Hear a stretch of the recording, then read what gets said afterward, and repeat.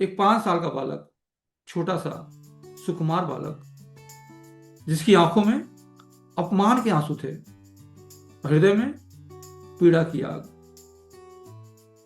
वो नंगे पैर सूनी आंखों से मधुबन की ओर निकला था। वो अकेला था, असहाय था, और संसार की दृष्टि में वो क्या था? एक हारा हुआ पुत्र था, एक अपमानित पुत्र था। लेकिन आज वही बालक अपने घर की ओर लौट रहा है। पर ध्यान दीजिए, यहां पर आज वह अकेला नहीं है। आज मानो भगवान की कृपा उसके साथ चल रही है। आज उसके चेहरे पे एक दिव्य तेज है, जिसे देखकर जो सूर्य है ना, वो भी नतमस्तक हो जाए, इतना ज्यादा तेज है उसके चेहरे पे। और यह जो विदाई का क्षण है उसके लिए, क्योंकि वो मधुबन से घर लौट रहा है, कोई उदासी का नहीं है। क्योंकि जब निकला था वह घर से तो उदास था, लेकिन वो घर की ओर जा रहा है तो वो प्रसन्न है।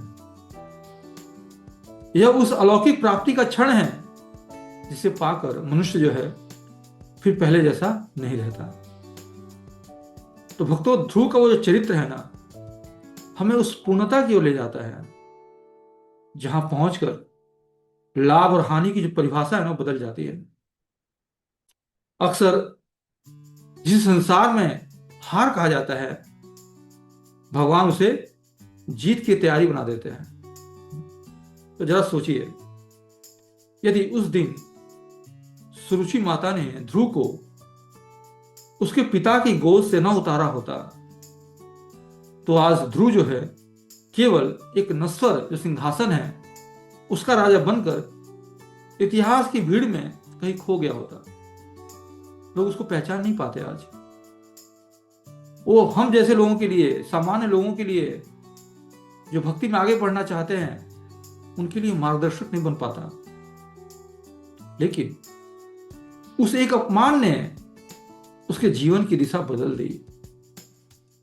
जिस गोद से वह उतारा गया, उसी पीड़ा ने उसे साक्षात नारायण की गोद तक पहुंचा दिया। ये बहुत बड़ी बात है ये। तो ध्रुव की कहानी हमें सिखाती है कि जब संसार आपके लिए सारे द्वार बंद कर देता है, तब ईश्वर अपने हृदय के द्वार जो है खोल देते हैं।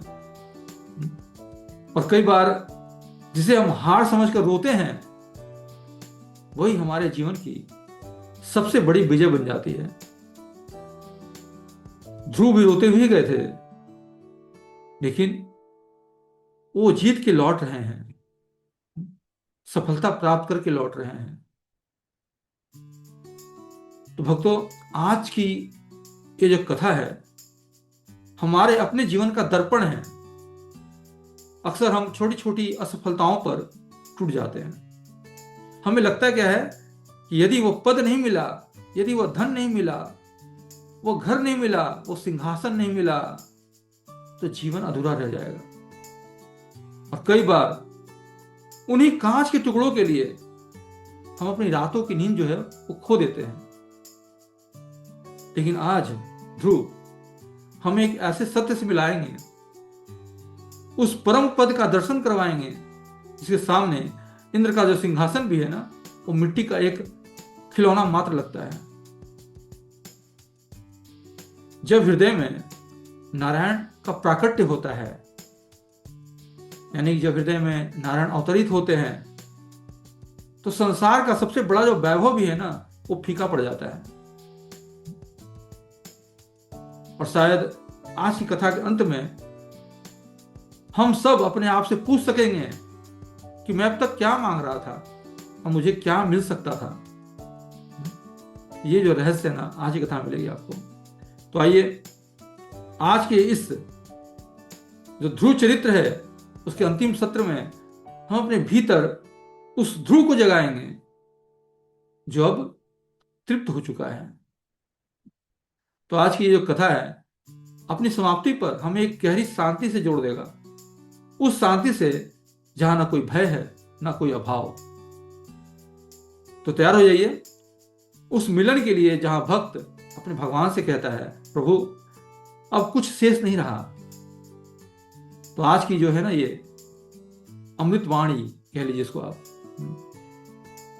जो आपके हृदय को उस मणि से भर देगा, इसके बाद आप संसार के कांच के पीछे भागना छोड़ सकते हैं।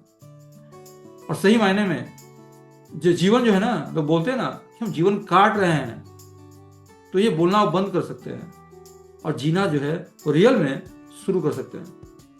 बस जरूरत क्या होगी, केवल एकाग्र भाव से इस कथा का श्रवण कीजिए, मनन कीजिए और फिर उसको अपनी जिंदगी में अप्लाई करने की कोशिश कीजिए, यानी कि निधिध्यासन कीजिए।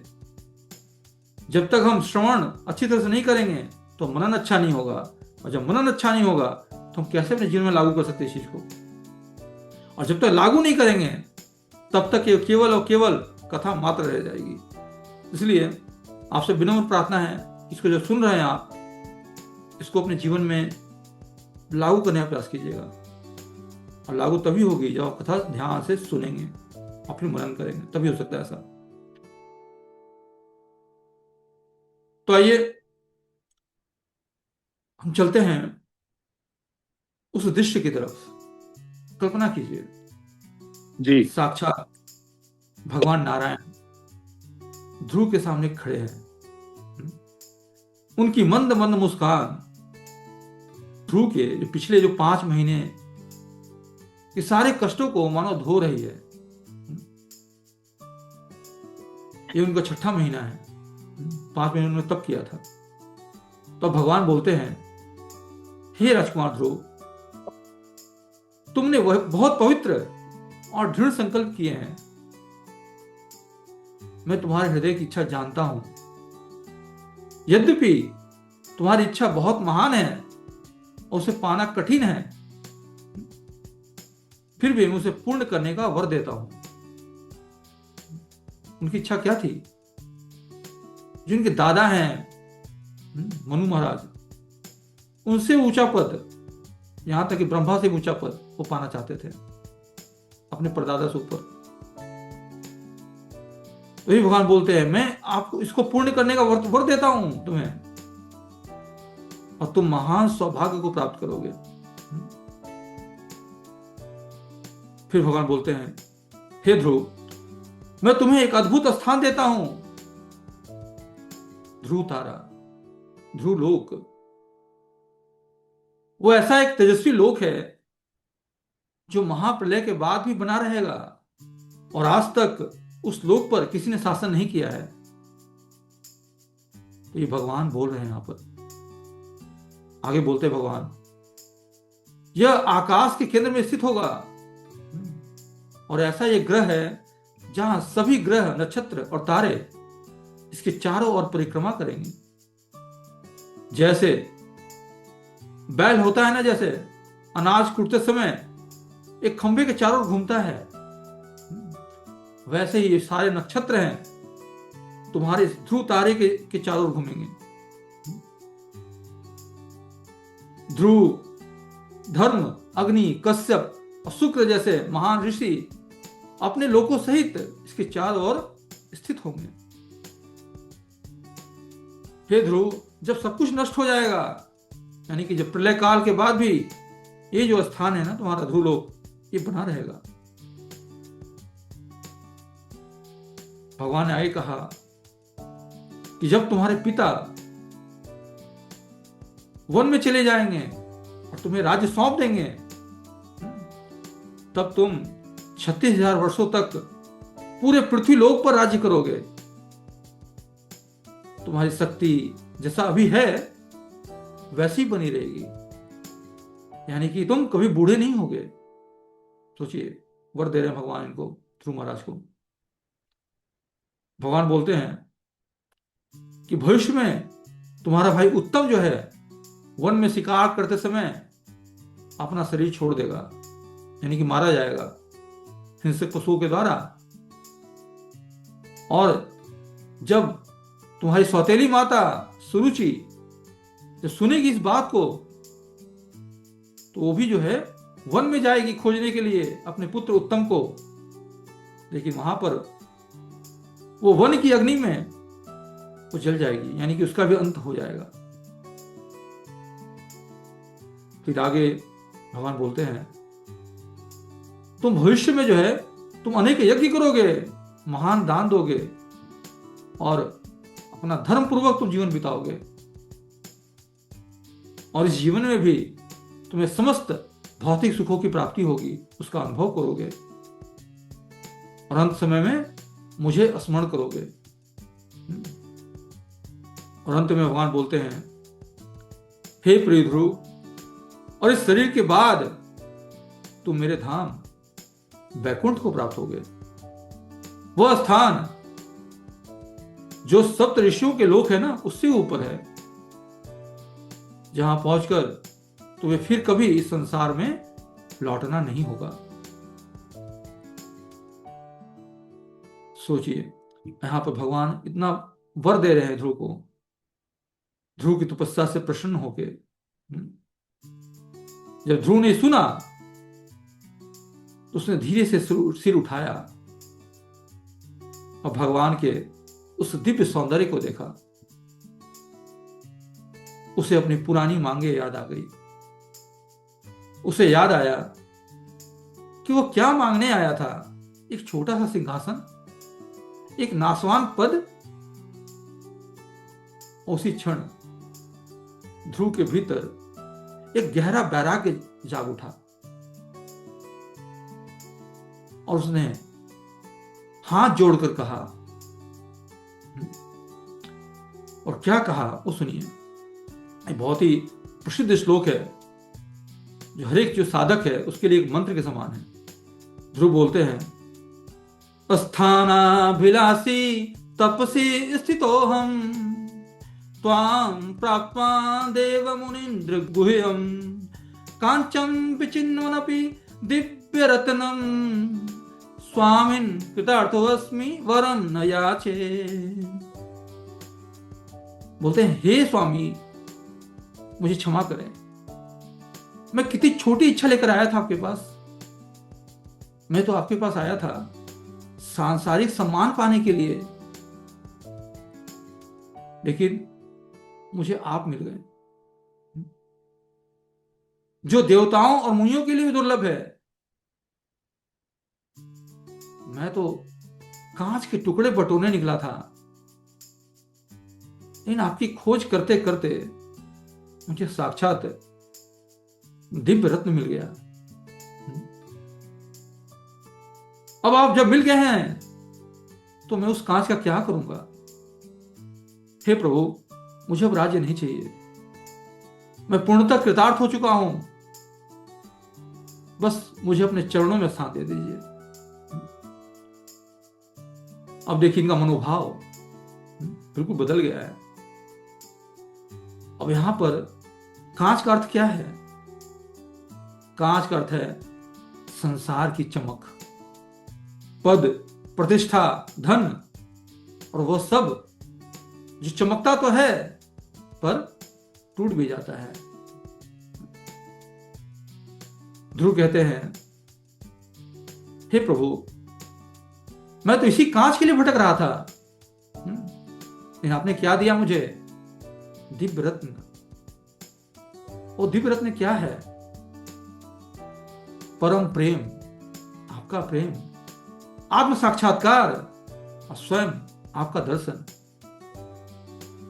जो कभी टूटता नहीं है, जिसका मूल्य कभी घटता नहीं है, जो मिल जाए तो सब कुछ मिल जाए।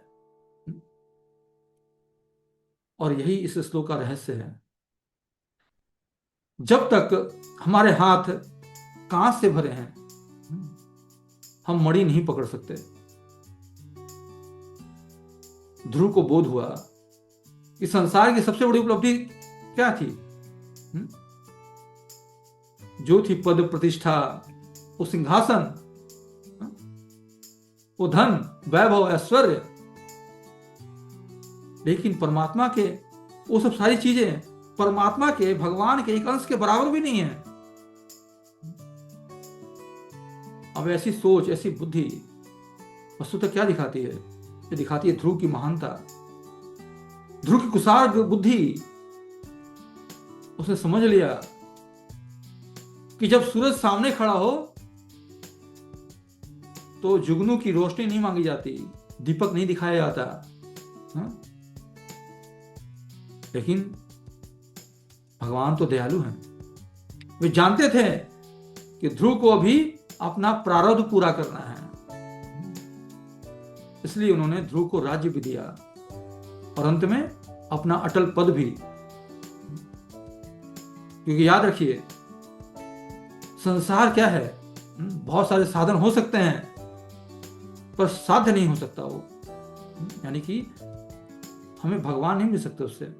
हमें सुख सुविधा मिल जाएगी संसार में, वो भी क्षणिक मिलती है, क्योंकि हर दुख के साथ, हर सुख के साथ दुख छिपा होता है।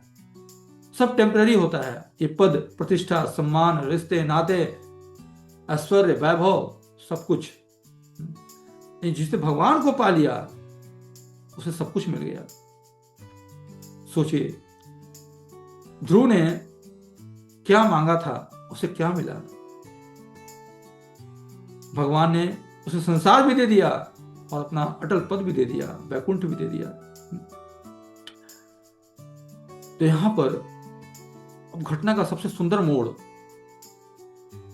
आता है जब ध्रुव जो है वापस लौटते हैं। उनको वर मिल चुका है और अपनी व्यथा जो है वो भी प्रकट कर रहे हैं वो, और वहां से घर लौटने की तैयारी हो रही है। लौट रहे हैं मतलब जिस सुरुचि ने उसे दुत्कारा था, वही सुरुचि आज आरती की थाली लेकर खड़ी है। समय चुका था, पर उससे भी अधिक ध्रुव बदल चुके थे। ध्रुव का एक कण भी नहीं बचा था। क्रोध जरा सा भी उनके पास अब नहीं बचा था। और जब पहुंचे अपनी सौतेली मां के पास, उन्होंने क्या किया?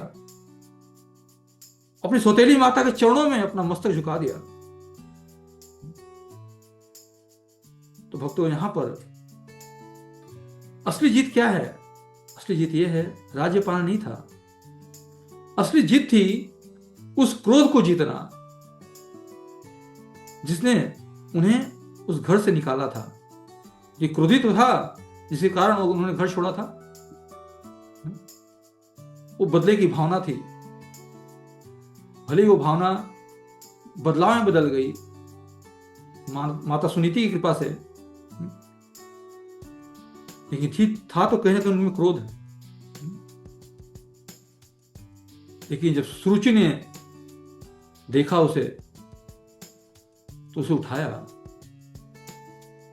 और सुरुचि ने क्षमा कर दिया। क्योंकि जब आप किसी से लड़ झगड़ के जाते हैं कहीं, तो उसका भी अपमान होता है। आपने घर छोड़ दिया तो सुरुचि को बुरा लगा। वहीं जब ध्रुव आए तो सुरुचि ने क्षमा कर दिया। क्योंकि जिसके पास मणि हो, जिसने भगवान का दर्शन कर लिया हो, उसे सब कुछ मिल चुका हो, उसे कांच के टूटने का दुख नहीं होता है ना। क्योंकि कहा जाता है ना, जब सफलता आती है तो सारे रिश्ते नाते जो है ना वापस अपने लाइफ ट्रैक पे आ जाते हैं। वही हाल सुरुचि का है। सफलता के पीछे सभी भागते हैं ना। जब माता पता चला कि अरे ये तो भगवान को प्राप्त कर लिया इसने, तो उसका भी दृष्टिकोण बदल गया यहाँ पर। उन्हें लगा अरे इसके पास तो अब कांच है ही नहीं, इसके पास तो ये तो मणि प्राप्त कर चुका है। तो उनका हृदय भी बदल गया। और जब उन्होंने क्षमा मांगा ध्रुव ने, तो माता सुरुचि ने भी क्षमा कर दिया।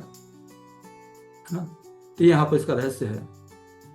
तो वो बालक जो अपमान लेकर निकला था, अब लौट चुका था। लेकिन अटल ध्रुव तारा बनकर, अटल ध्रुव बनकर, तारा तो बाद में बनते हैं वो, जो पृथ्वी को त्याग करते हैं तब, जब उनको वैकुंठ मिलता है तब। अभी अटल ध्रुव बन के निकले हैं, वहां आए हैं वो ना। यानी कि भगवान का दर्शन करके, भगवान का से सब कुछ प्राप्त करके आए हैं। तो अब देखिए भक्तों, यहां पर एक बहुत बड़ा गहरा मनोवैज्ञानिक जो है ना एक दृश्य घटित हो रहा है। जरा कल्पना कीजिए,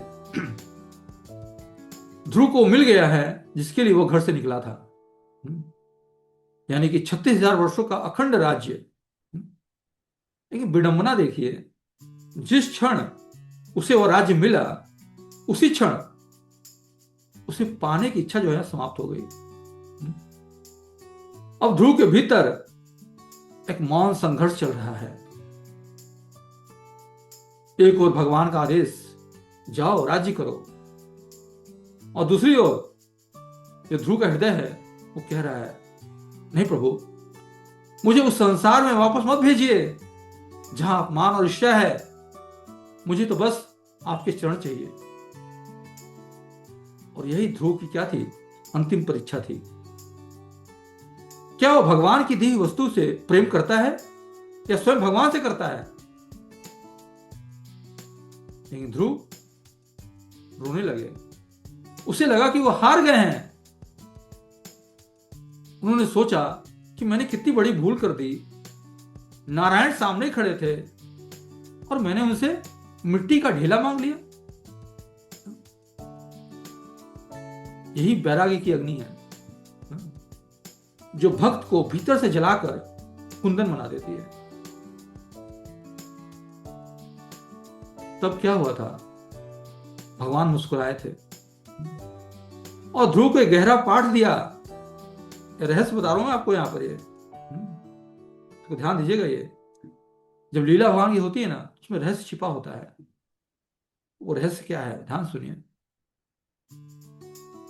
भगवान मुस्कुरा के कहें, उन्होंने ये नहीं कहा कि मैंने वो राज्य दिया है तो राज्य छोड़ दो। उन्होंने कहा, जाओ उस राज्य को एक ट्रस्टी की तरह चलाओ।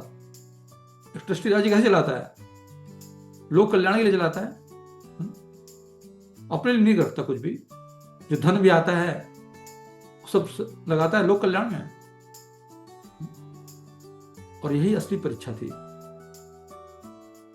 जंगल में रह के भगवान को याद करना सरल है, लेकिन राजमहलों के वैभव में, ऐश्वर्य में, दास दासियों और 56 भोगों के बीच भगवान को याद रखना, ये सबसे बड़ा कठिन साधना है।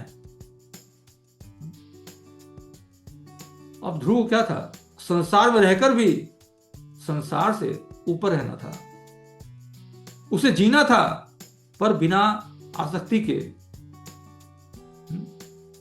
एक तपस्वी कैसे रहता है? तभी एक जो धर्मनिष्ठ राजा होते हैं उन्हें कहा जाता है राज ऋषि। उसका सब कुछ है, लेकिन वो भगवान की कृपा मानकर वो राज्य करता है, कि वो भगवान का प्रतिनिधि है। क्योंकि राजा को भी भगवान का प्रतिनिधि कहा जाता है। जैसे आचार्य को कहा जाता है प्रतिनिधि, वैसे राजा को भी कहा जाता है। तो उनको जीना था कैसे? बिना आसक्त हुए।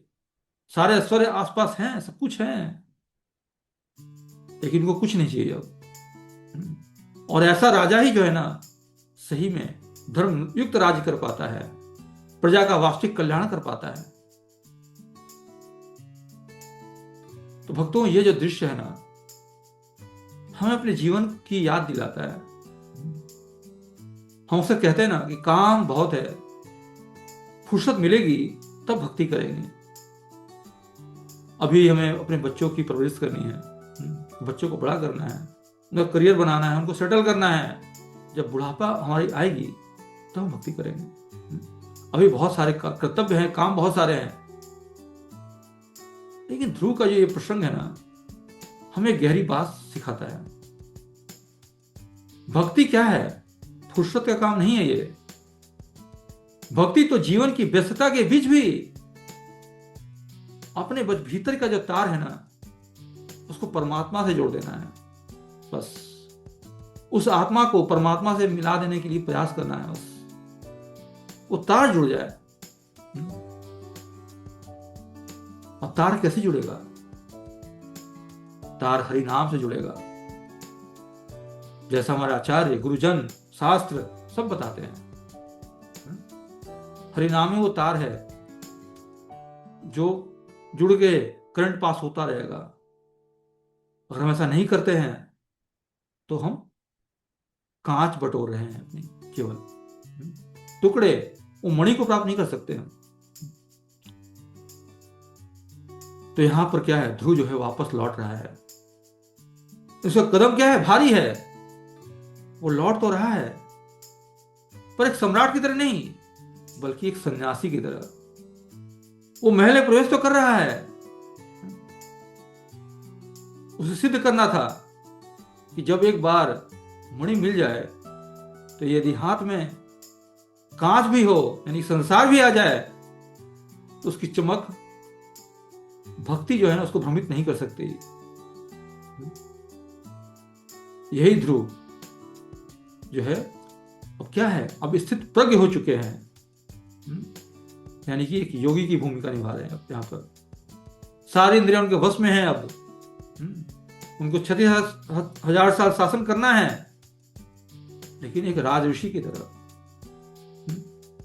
अपने प्रजा के कल्याण के लिए राज्य करना है। तो यहां पर जो है अब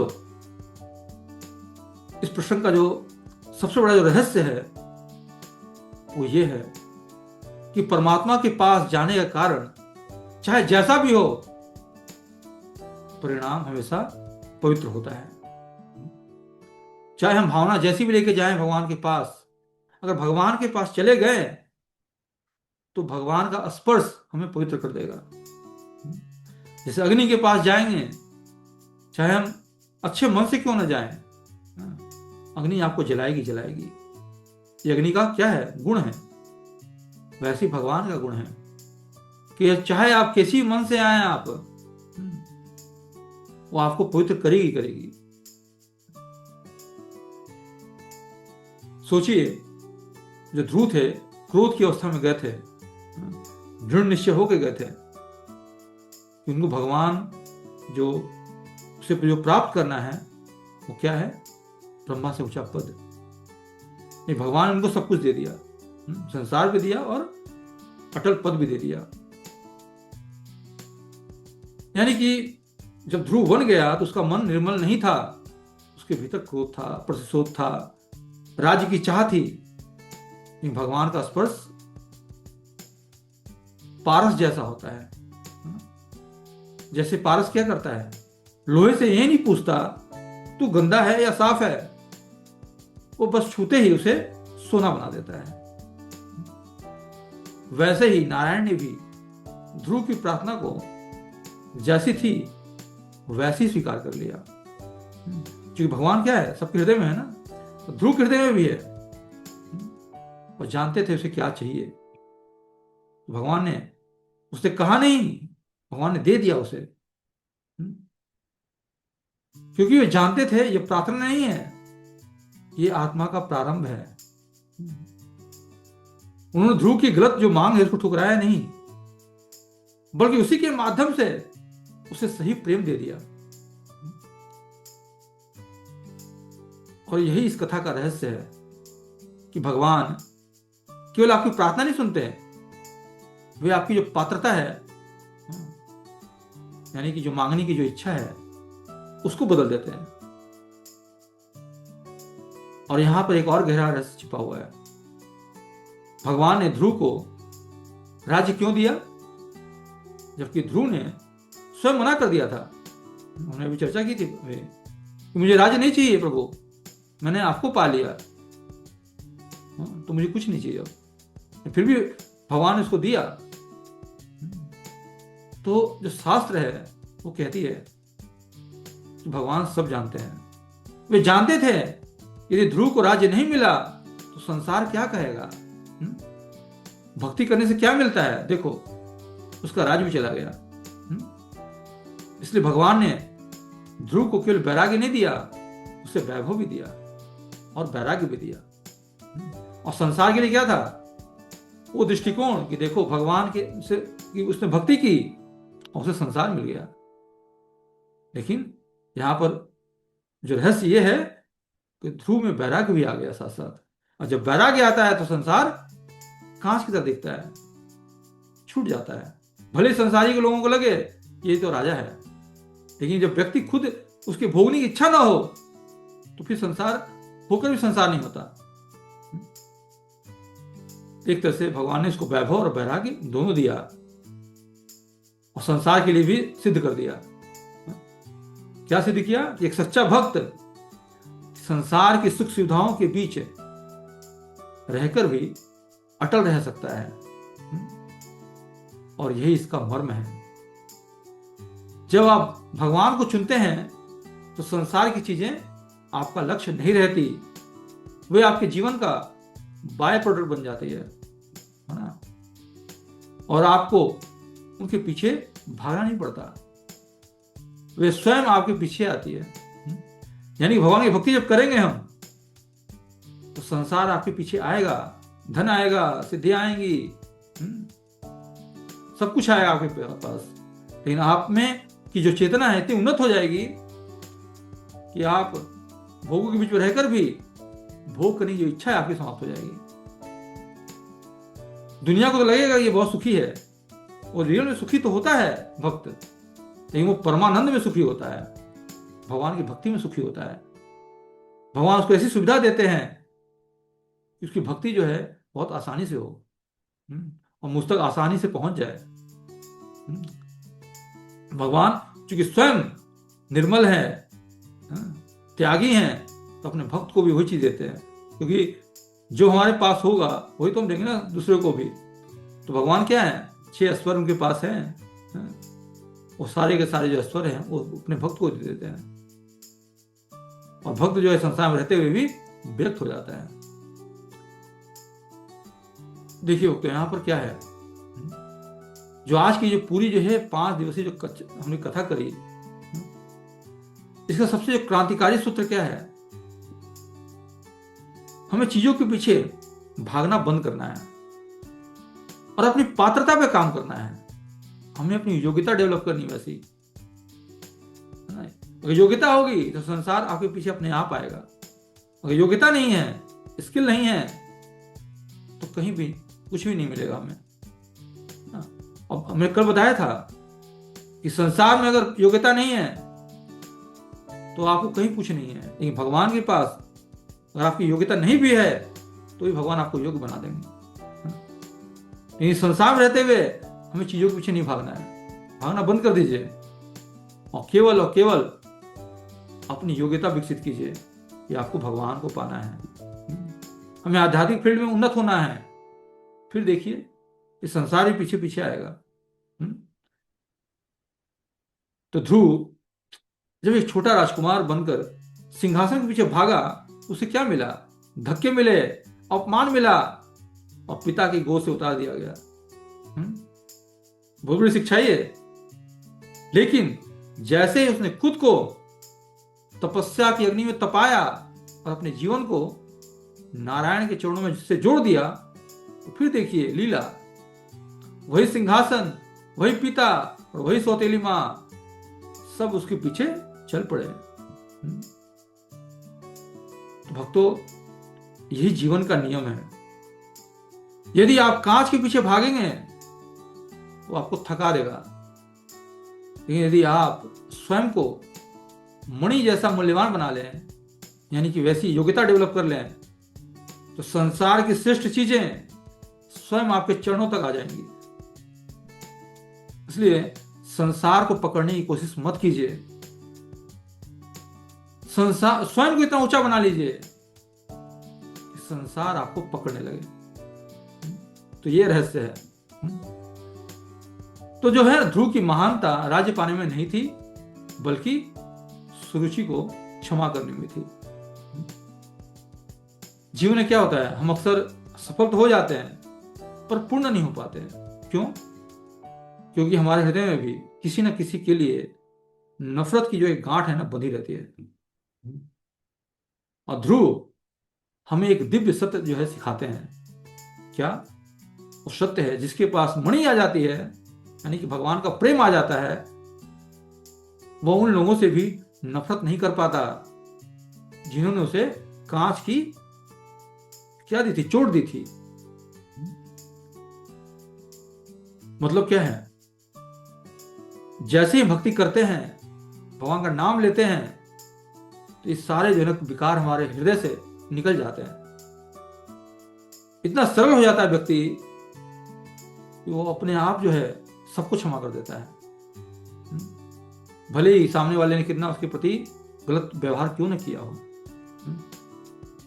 तो भक्तों, एक बात हमेशा याद रखिए, जब तक आप किसी को क्षमा नहीं करते हैं, तब तक आप उससे गुलाम बने रहते हैं, उस व्यक्ति के गुलाम बने रहते हैं, है ना।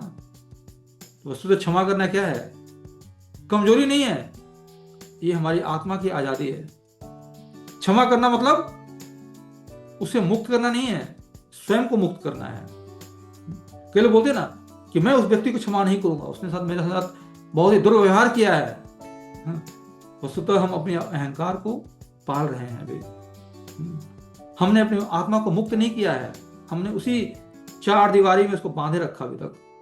यानी कि हमारी भक्ति जो है ना सही सही नहीं हो रही है यहाँ पर। तो हमें क्या करना है, अपने को मुक्त करना है, क्षमा करना है, हमें सीखना पड़ेगा। और क्षमा तो खैर अपने आप आएगी, वह गुण है।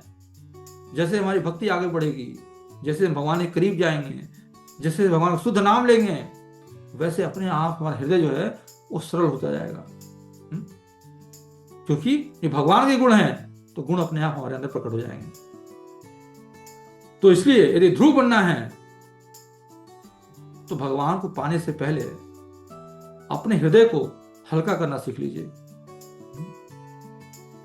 तो भक्तों, जीवन का अंतिम सूत्र यही है कि हमें संसार में रहना है, जिम्मेदारियां निभानी है, पर अपनी दृष्टि हमेशा हमें उस जो दिव्य मणि है उस पर रखनी है।